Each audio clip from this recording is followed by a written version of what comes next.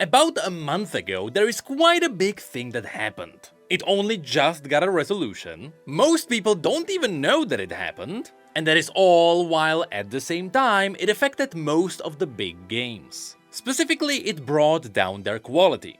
Throughout the last few months, did you notice how the quality of some games went down a bit? I'm not talking about games throwing their game mechanics out the window or anything like that. I'm talking about details missing, worlds left imperfect, games missing that little nudge towards immersion.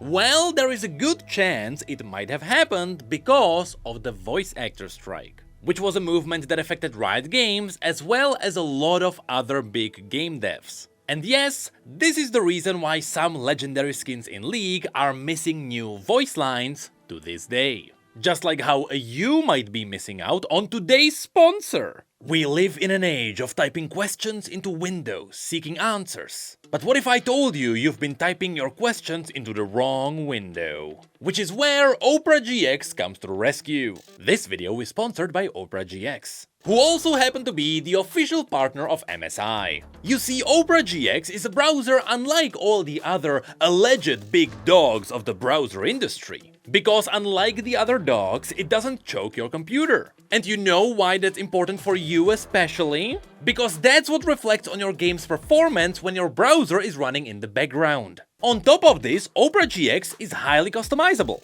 Do you like Lee Sin, Renekton or Renata? Well, all of those are already waiting for you. And it even supports mods. So besides the integrations for Messenger, Discord or Instagram, it also has implementations for special events such as MSI. That's right, you can now track the results of the games with a simple click. And let me tell you something.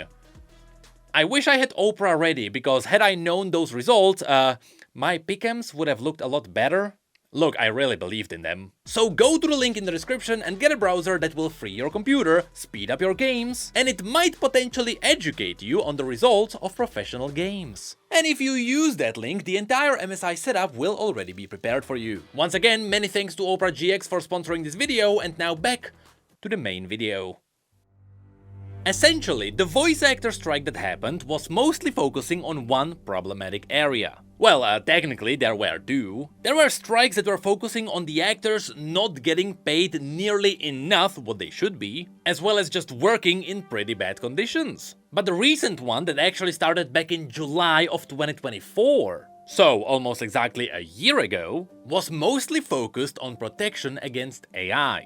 With AI slowly rising and replacing all of our lives, it is no surprise that the voice actors wanted one thing: to make sure that the games they are working for would not use their voices to train their own AI models. In other words, they didn't want the companies to keep using their voices without their consent. This would be like letting EA take my photos and let them generate more pictures for their games.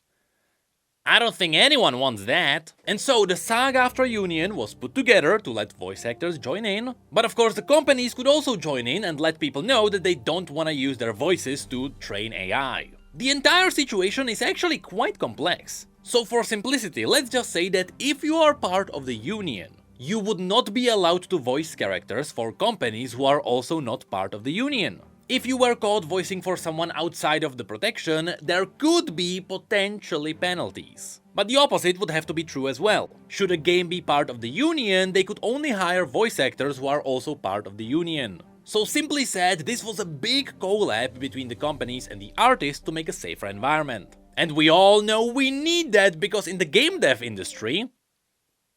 Oh, it happened again. But again, all of this is just me heavily oversimplifying. And well, the truth is that, even though it was indirectly, League of Legends was also part of this union. So when the different strikes were happening, and the union workers stopped working for a little bit, Riot couldn't simply replace the voice actors and get someone from outside of the union. On top of which, if you have someone who is voicing a character, you really don't want to bring in another person, because it will be obvious that it is a different voice. And so the devs were just patiently waiting for the strikes to be over. But of course, this is not something that they could entirely ignore, which is why by the end you'll see there are results. Anyway, the thing is that this did not happen only to someone like Riot Games. Throughout the last year, you might have noticed there are some other big games who also suddenly started missing voices. For example, did you find it odd how many characters in something like Genshin or Star Rail were suddenly quiet?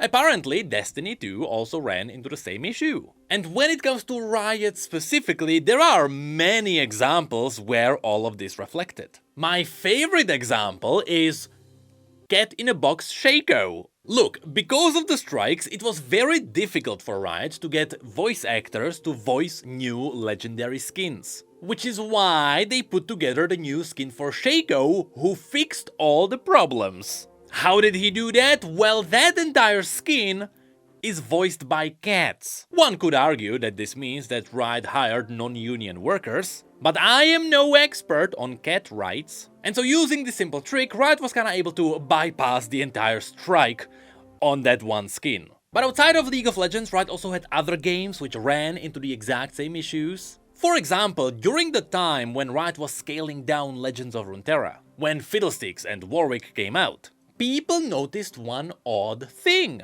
Neither Fiddlesticks nor Warwick had voice lines connected to their cards. Now sure, we knew that Riot was cutting costs around Legends of Runeterra, but this was kinda odd. And well, it is likely that all of this was a result of the strikes too. This is why in the latest dev video they confirmed that both Fiddlesticks and Warwick will be getting new voice lines in the near future. After this, Wild Rift mentioned a similar point in their dev video too. Apparently they were also missing some voice lines for their bigger skins. And in League, Riot is already planning to add more new voice lines to older champions, just like what they've done before. And yes, they are also going back and they are going to give the new legendary skins voice lines. Mainly, this should be Ashe and Irelia, with Morgana already getting the voice lines 2 weeks ago, and Kai'Sa only getting the new voice lines in the latest PBE patch. So yes, if you got the Uzi Kai'Sa, there will be new voice lines. And how is it possible that all of this is happening and suddenly we are getting new voice lines? Well, the SAG-AFTRA strike actually reached a conclusion,